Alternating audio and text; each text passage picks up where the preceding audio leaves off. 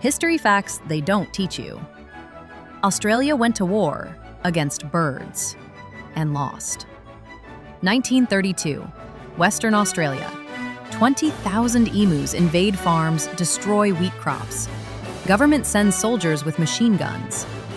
Day 1, ambush 50 birds. Guns jam. 12 dead.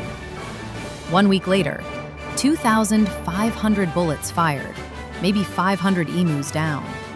Emus scatter, outrun trucks at 30 miles per hour, shrug off hits. Military surrenders.